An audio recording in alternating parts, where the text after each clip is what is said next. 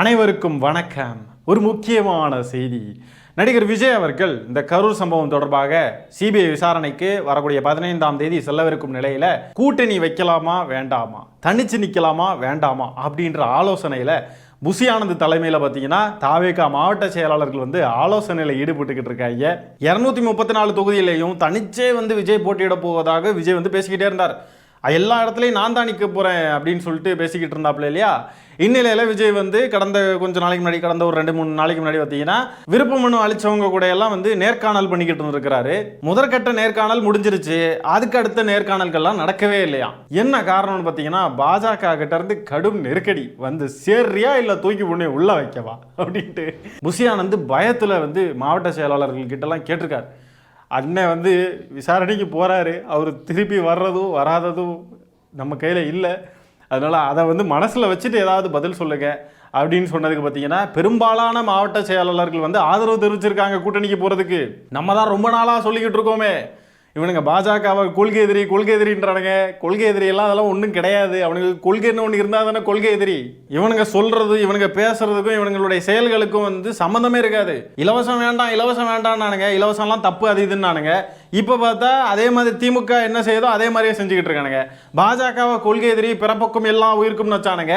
கடைசியில் அந்த கொள்கைக்கு நேர் எதிரான கொள்கை கொண்ட பாஜக கூட கூட்டணி வைக்கிறதுக்கு இப்போ ஆலோசனை நடத்திக்கிட்டு இருக்கிறானுங்க. இப்போ எழுவைய பூக்களையே ஏறெடுத்தும் பார்க்கலையே, அரசியல்ல எட்டி பார்க்கறதுக்குள்ள தட்டி உட்கார வச்சுட்டாங்களே, ஐயோ பாவம். மொத்தம் 132 மாவட்ட செயலாளர்கள்ல 120 பேர் பங்கேற்றிருக்காங்க.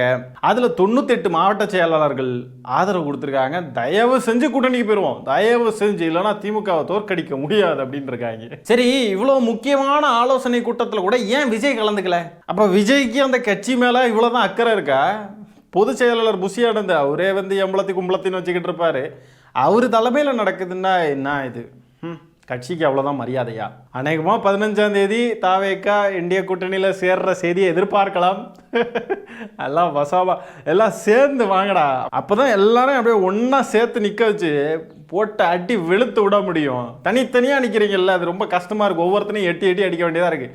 ஒன்றா சேர்ந்து வந்தானுங்கண்ணா ஒரே போடா போட்டுடலாம் பாருங்க. இந்த அணில் குஞ்சுகள்லாம் இதுக்கு என்ன முட்டு கொடுக்க போகிறானுங்களோ தெரில. அவனுங்கள்லாம் மென்டலி ப்ரிப்பேர் ஆகிட்டானுங்க ஏற்கனவே. அவனுங்க அடுத்த அண்ணி நமக்கு திருசாதான் அப்படின்னு ஒத்துக்க ஆரம்பிச்சிட்டானுங்க. லேப்டாப்பில் வால்பேப்பர்லாம் வச்சுருக்கானுங்க, நம்ம கூட பார்த்துருப்போம். அது மாதிரி அவனுங்களுக்குள்ளேயே பேச ஆரம்பிச்சிட்டானுங்க வீடியோ கால்லாம் போட்டு.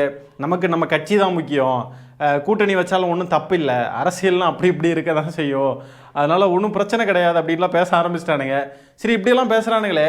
இப்போ இன்றைக்கி பாஜக கூட சந்தர்ப்பத்திற்காக கூட்டணி வைக்கிறாரு. நாளைக்கு ஒருவேளை திமுக கூட கூட்டணி வைக்கிறனாலும் வந்துடுவார் இல்லையா? ஏன்னா அரசியலில் இன்னைக்கு எதிரியாக இருக்கிறவன் நாளைக்கு நண்பன் ஆகிறதுக்கு நிறையவே வாய்ப்பு இருக்குது. ஆனால் கொள்கைன்றது என்றைக்குமே ஒரு கட்சிக்கு மாறாது. இந்த தாவேகாவுக்குன்னு கொள்கையும் கிடையாது. சரி, அப்படியே அவங்க பிறப்புக்கும் எல்லா உயிருக்கும் அப்படின்ற கொள்கையெல்லாம் சொல்கிறாங்க. சரி, அப்படிப்பட்ட அந்த கொள்கையை சமரசம் பண்ணிக்கிட்டு தானே இப்போ பாஜக கூட போய் சேரணும். அப்படி சேர்ந்தாங்கன்னு சொன்னாக்க, இப்படி கொள்கையவே சமரசம் பண்ணக்கூடிய ஒருத்தர் தமிழ்நாட்டு நலனை சமரசம் பண்ண மாட்டார், அரசியலை சமரசம் பண்ண மாட்டார்னு என்ன நிச்சயம் இருக்குது? கொஞ்ச நாளாக இந்த தாவேக்கு அணில் குஞ்சுகள்லாம் சோசியல் மீடியாஸில் சுற்றிக்கிட்டே இருந்தானுங்க. யாருக்கு வேணால் ஓட்டு போடுங்க, அது உங்கள் விருப்பம், ஆனால் தயவு செஞ்சு திமுகவுக்கு மட்டும் போட்டுறாதீங்க அப்படின்னானுங்க. அதோடைய அர்த்தம் இப்போ தாங்க புரியுது. இவனுங்க அப்போ கொஞ்ச நாளாகவே ரெடி ஆகிட்டு தான் வந்திருக்கானுங்க. நம்ம எப்படியும் ஜெயிக்க போகிறது இல்லைன்னு தெரிஞ்சிருக்கு அவனுங்களுக்கு. இல்லைனா அண்ணன் கூட்டணி அமைச்சிருவார் அப்படின்றது கொஞ்சம் கெஸ் பண்ணியிருக்கானுங்க. அதனால தான் சொல்லிக்கிட்டே இருந்திருக்கானுங்க. அப்போ இப்போ நடந்திருக்கிற இந்த சம்பவம் இதன் ஒரு பகுதியாக தான் நம்ம பார்க்க வேண்டியது இருக்கு. அப்போது ரைட்டு, மாநாட்டில் போய் நின்றுக்கிட்டு ஆட்சியிலையும் பங்கு, அதிகாரத்துலையும் பங்கு எல்லாம் தரேன், என் கூட வர்றவங்கலாம் வரலாம் இல்லையா, நம்மளை நம்பி சில பேர் வரலாம் இல்லையா அப்படின்லாம் பேசிக்கிட்டு இருந்தாரு. ஆனால் இன்னைக்கு பாருங்க, நிலைமை அப்படியே தலைகீழ மாறிடுச்சு. நம்ம வேற கூட்டணிக்கு போகலாமா வேண்டாமா அப்படின்னு சொல்லி ஆலோசனை பண்ணுற அளவுக்கு நிலைமை போயிருக்கு. தாவேகான்ற இந்த கட்சி தொடங்கப்பட்டதே பாஜகவால் தான்.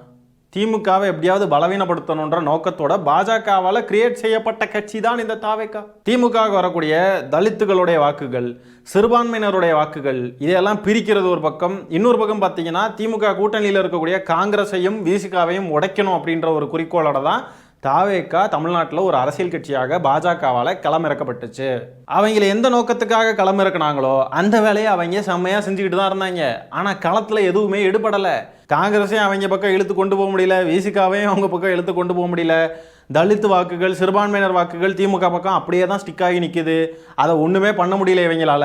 அதனால இப்போ பாஜக என்ன முடிவு பண்ணியிருக்குன்னா, குறைஞ்சபட்சம் அரசியல் புரிதலே இல்லாத இந்த தற்கொலை விஜய் ரசிகர்களுடைய வாக்குகளையாவது நம்ம பக்கம் இழுத்துடலாம், வேற வழியே கிடையாதுன்ற முடிவுக்கு வந்து விஜயை வந்து கூட்டணிக்கு இழுத்துக்கிட்டு இருக்காங்க. விஜய் தான் இங்கே மாற்றம் அப்படின்னு சொல்லி நம்பி பின்னாடியே போன ரசிக குஞ்சுகளை எல்லாம் பெரும் ஏமாற்றத்திற்குள்ளாக்கி இருக்கிறார் விஜய். எல்லாரையும் கொண்டு போய் மொத்தமா பாஜக கிட்ட அடகு வைக்க போறாரு. வட்டியும் முதலுமா கிடந்து அனுபவிக்க போறானுங்க அத்தனை பேரும். இதுல இருந்தே தெரியுது விஜய் ஒரு பக்கா பாஜக RSS கைகூலி.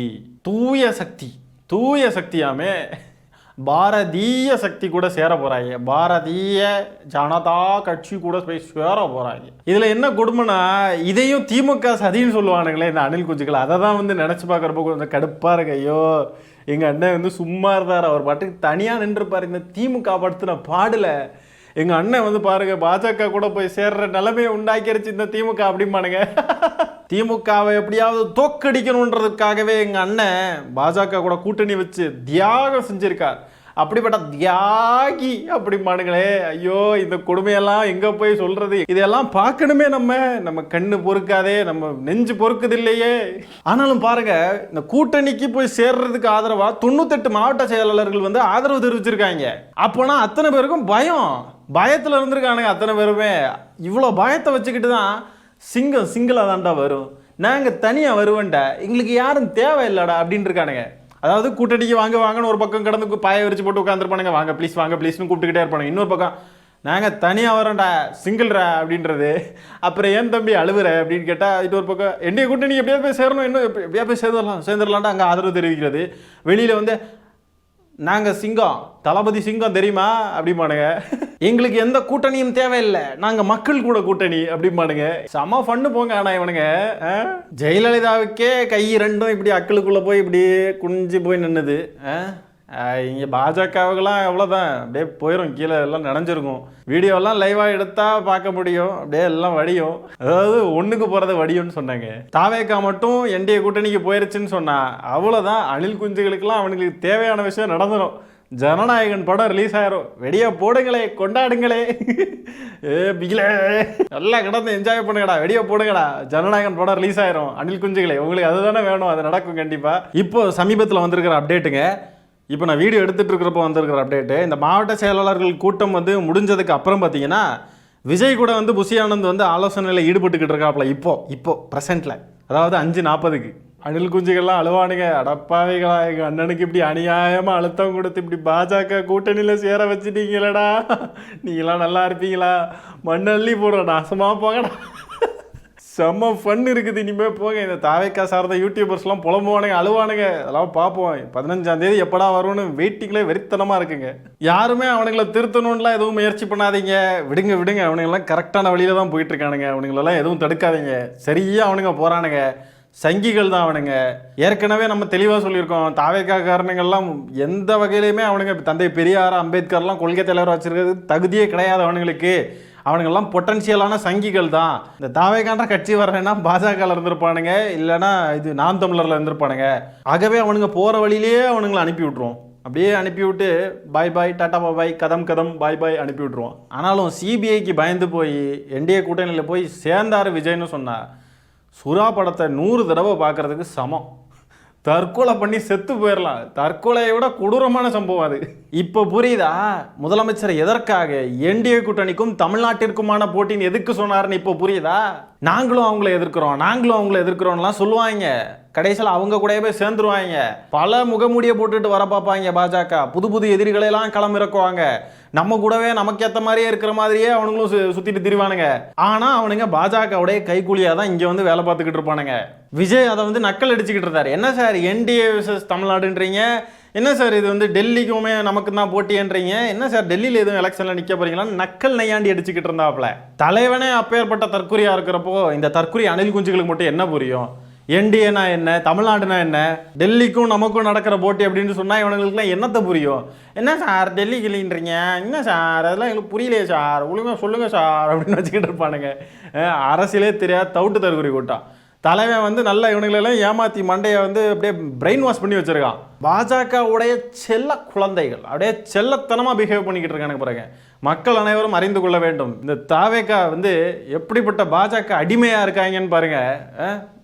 இப்போ அம்பலப்படுறாங்க பாருங்க, ஒவ்வொரு விஷயத்துலையும் அம்பலப்பட்டுக்கிட்டே இருக்காங்க. எனக்கு கடைசியாக ஒரே ஒரு கேள்வி, அந்த மீதி இருக்கக்கூடிய சில மாவட்ட செயலாளர்கள் வந்து பங்கேற்கலை, எதற்காகவா இருக்கும்? எனக்கு என்ன தோணுதுன்னா, 10ஆம் வகுப்பு தேர்வுகள் நடந்து கொண்டு இருக்கிறதுனால அதில் பிஸியாக இருந்திருப்பாங்களோ மீதி இருக்கிற மாவட்ட செயலாளர்கள், அதனால தான் வந்து கலந்துக்கலையோ இருக்கலாம். தாவேகா என்டிஏ கூட்டணிக்கு சென்றால் என்னவாகும்? உங்களுடைய கருத்துக்கள் என்னன்றதை கமெண்ட்ஸில் பதிவு பண்ணுங்கள். இந்த காணொலியை நான் இத்துடன் நிறைவு செய்து கொள்கிறேன். நன்றி, வணக்கம்.